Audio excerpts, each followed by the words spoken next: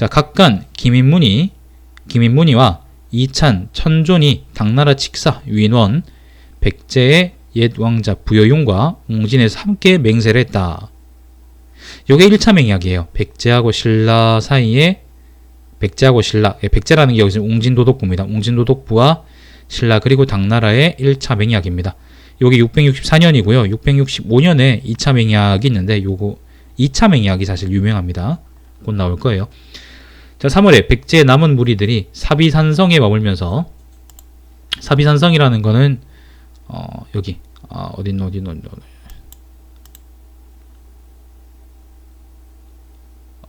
사비산성이 뭐더라? 어이씨, 잠깐만, 어디? 아무튼 사비 여기 근처에 어디 있었겠지 뭐. 아, 사비산성 여기 있네. 보조산성. 지금의 보조산성입니다. 지금의 보조산성. 사비산성에 머물면서 반란을 일으켰는데 웅진도독이 군사를 내어 공격해 깨뜨렸다. 지진이 일어났다는 말이 있고요. 지진이 일어났다. 성천과 구일, 사람 이름이겠죠. 구일 등 28명을 부성, 요거는 부성이라는 게 웅진 부성일 거예요. 자, 부성에 보내 당나라 음악을 배우게 했다. 여기서 확인할 수 있는 건 이제 웅진성, 그러니까 여기 이 지역은 당나라의 통치 영역이고, 그죠? 여기 사비 지역도 당나라의 통치 영역이었던 것 같아요. 왜냐하면은 앞에 그 사비산성 관련 얘기 나왔을 때 웅진 도독이 군사를 내었고 깨뜨렸다 그랬거든. 근데 대전이나, 그죠? 대전 쪽이나 아니면 여기 그 장수 남원 아니면 옛날 변진 지역에 대해서는 당나라 군대에 관한 이야기가 전혀 안 나오잖아. 그걸 보면은 여기 관한 군사 활동들은 아마 신라의 독자적인 활동이 아닐까 싶고, 요 관련 이야기들은 또 나중에 나옵니다. 자, 가을 7월입니다. 왕이 장군, 인문, 품일, 군관, 문영 등에게 다 네 사람이 전부 다 사람 이름이에요. 자, 일선주와 한산주 두 주의 군사와 함께 웅진 부성의 병사와 말을 이끌고 고구려의 돌사성을 공격하도록 했는데 성을 점령했다. 일선주는 구미 쪽을 의미하고요. 그리고 한산주 맞죠? 한산주는 이제 당연히 여기 경기도 쪽을 의미하겠죠. 이때는 다시 또 남천주가 아니라 함산주라고 하네. 돌사성은 어딘지 알 수가 없습니다. 근데 아마 여기서 군대를 징발해 갔으니까 아마 그 임진강이나 아니면 예성강 쪽에 지명이 아닐까 싶습니다. 자, 8월 14일에 지진이 일어나 백성들의 집이 무너졌는데 남쪽 지방이 더욱 심했다. 자, 사람들이 함부로 재물과 토지를 절에 시주하는 것을 금지했다. 자, 5년 봄 2월에 중시 문훈이 나이가 많음을 이유로 벼슬에서 물러났으므로 이찬 진복을 중시로 삼았다. 자, 이찬 문왕이 죽었는데, 문왕이라는 거는 그 문무왕의 동생입니다. 사람 이름이 문왕이에요. 자, 문왕이 죽었는데 왕자의 예로 장례를 치루었다. 당나라 황제가 짱눈이 새끼가 사신을 파견해 와서 조문했고, 아울러 자줏빛 옷 한 벌과 허리띠 하나, 두껍고 얇은 채색 비단 100필, 생사로 짠 옷감 200필을 보내왔다. 왕이 당나라 사신에게 금과 비단을 더욱 두텁게 주었다. 자, 그 다음 나오는 요게 중요합니다. 요게 바로 취리산 맹세라고 하는 건데, 아까 664년에 1차 맹세가 있었죠. 그죠? 요게 665년에 2차 맹세가 메인 내용이라고 보시면 되겠습니다. 자, 기록도 자세하고요. 자, 가을 8월에 왕이 칙사 유인원, 웅진 도독 부여용과 함께 웅진의 취리산에서 맹세를 맺었다. 취리산은 어디냐면은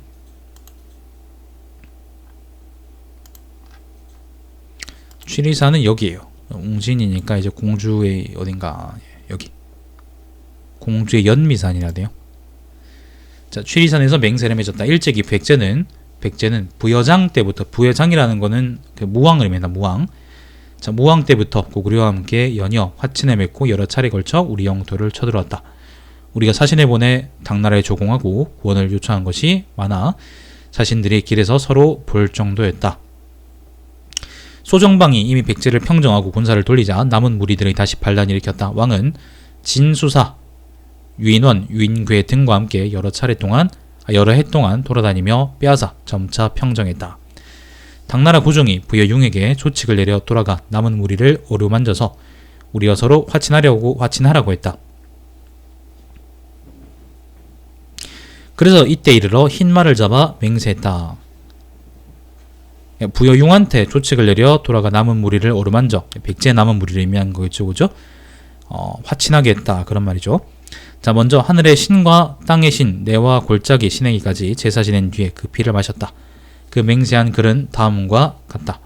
자, 지난날 백제의 앞선 왕은 반역과 순종 사이에 헤매어 이웃과 사이좋게 지냈는데 힘쓰지 않고 친척과 사돈 간에도 화목하지 못했다. 고구려에 기대고 외국과 외놈들과도 서로 통해 함께 잔인하고 포악하며 신라를 침략해 해를 끼쳐 고을을 위협하고 성을 도륙해 편안한 때가 거의 없었다. 천자께서는 물건 하나라도 자리를 잃는 것을 가엽게 여기고 백성들이 죄 없이 고생하는 것을 불쌍히 여겨 자주 자신을 보내 사이좋게 지내도록 했다. 그러나 백제는 지세의 험준함과 길이 먼 것을 믿고서 천자의 가르침을 깔보고 업신여겼다. 황제께서 성냄을 드러내어 삼가 죄를 물어 정벌했으니 짝눈이 새끼죠. 자, 군사들의 깃발이 가리키면 한 번의 싸움으로 크게 평정되었다. 진실로 군궐을 웅덩이로 만들고 집을 연못으로 만들어 후대의 경계로 삼고 근원을 막고 뿌리를 뽑아 후손들에게 가르침을 보였어야 옳았다. 그러나 복종하는 자를 품고 배반하는 자를 치는 것은 선왕의 아름다운 법도이고 망한 것을 일으키고 끊어진 것을 이어주는 것은 옛 성현들의 보편적인 가르침이다. 이리 반드시 옛 것을 본받아야 함은 여러 옛 책에 전해지고 있다. 때문에 이전에 백제의 대사가정경이었던 부여용을 웅진의 도덕으로 삼아 그 조상의 제사를 지키고 그 옛 땅을 지키게 하려고 하니 신라에 의지하고 기대해 길이 이웃이 되어야 할 것이다. 말이 좀 이상하지, 그지?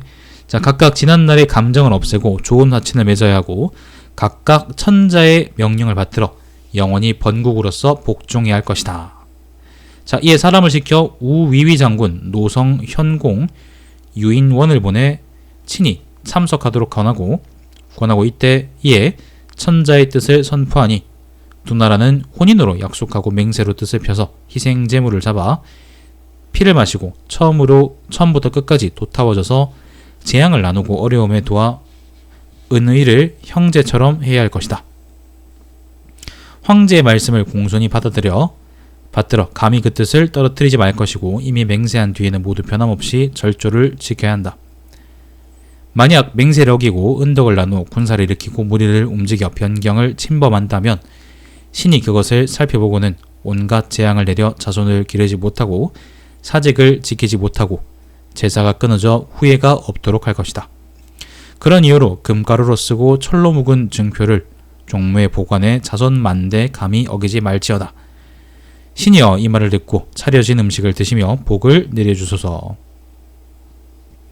이것은 바로 유인궤의 글이다. 자, 피를 마신 뒤에 제단의 북쪽 땅에 희생과 예물을 묻고서 그거를 우리 종묘에 보관했다. 이에 인궤는 유인궤죠. 우리 사신과 백제, 탐라, 외놈 등 네 나라의 사신을 거느리고 바다를 건너 서쪽으로 돌아가 태산에서 제사를 지냈다. 요거는 좀 우리가 생각해 볼 필요가 있어요. 이게 추리산 회맹이라는 건데요. 추리산 회맹. 유명한 겁니다. 우리 중요하고요. 그리고 삼국사기에 그리고 이렇게 원문이 많이 남아 있는 게 특히 이제 삼국 통일 이전에는 그렇게 많지 않기 때문에 우리가 좀 주목해서 볼 필요가 있어요. 내용도 좀 구리잖아. 자, 664년에 1차 회맹이 있었죠. 그죠? 그리고 요거의 후속 조치로서 일종의 665년에 쉬리산에서 회맹을 한 건데 1차 회맹의 내용은 사실 우리가 알 수 없습니다. 왜냐하면 자세한 내용이 안 적혀 있으니까. 만약에 근데 2차 회맹의 2차 쉬리산 회맹의 내용하고 같다고 한다 그러면 이제 그 내용도 우리가 좀 짐작해 볼 수 있죠. 자, 663년에 짝눈이 새끼가 문무왕을 계림대도독부의 도독으로 임명했어요. 그리고 요 회맹의 내용으로 볼 때는 웅진도독부를 옛날 백제 영토를 통치하는 속국으로 혹은 이제 낙랑군 같은 이제 나라 외부에 있는 행정구역으로 들여가고 한 것 같아요. 그러니까 무슨 말이냐면은 웅진도독부라는 게 이제 여기 웅진 지역을 얘기하는 거니까 여기에다가 수도를 두게 해서 옛날 백제 있죠. 옛날 백제를 멸망시키는 게 아니라 멸망시켜서 신라가 분할하거나 뭐 그런 게 아니라 옛날 백제를 당나라의 속국으로서 옛날 백제 자리에 그대로 존치시킨다는 의미야 이게. 그러니까 신라는 그러면 그러니까 이제 부여융은 그래서 웅진 도독부의 이제 도독이라는 거는 바로 백제 왕처럼 기능한다는 거죠. 그리고 백제는 옛날에 독자적인 국가가 아니라 백제의 사실상 속국으로서 남아있게 되는 거고, 그리고 아까 봤죠, 그죠?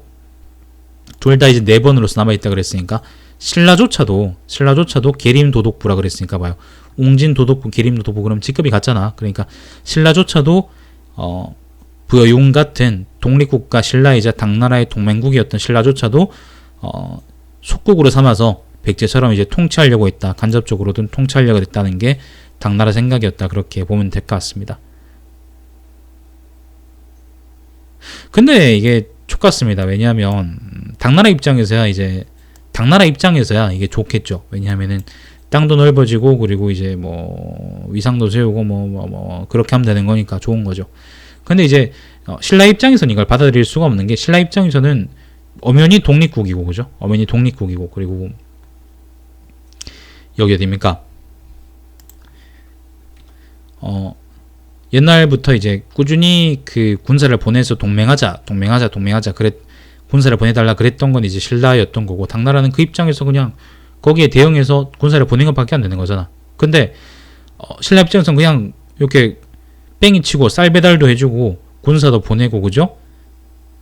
이것저것 다 하고 뭐 더러운 것도 다 해주고 그렇게 하는데, 끝나고 나보니까 자기도 이제 속국이 될 것 같은 거야. 얼마나 신라 입장에서는 황당하겠어요, 그죠? 웅진도독부의 그때 당시에 실제 통치 영역은 그 공주하고 부여를 잇는 요지역일 거예요. 요지역, 금강 따라 있는 요지역. 그리고 나머지 지역들에는 아까 대전의 사례나 아니면 장수 아니면 남원 뭐 이쪽 사례로 봤을 때 나머지 백제 영토에는 꾸준히 이제 신라군이 들어와서 평정하고 있던 상태였기 때문에 신라 입장에서는 백제 영토를 다 가져가야 되는데, 그죠? 백제 영토를 다 가져가고 이제 백제 놈들한테 복수해야 되는데, 근데 당나라 새끼들이 이제 갑자기 그 딴소리를 하니까 이게 얼마나 많이 빡치겠어. 이게 나중에 결국 이게 나당 전쟁이 그게 돼버리는 거죠.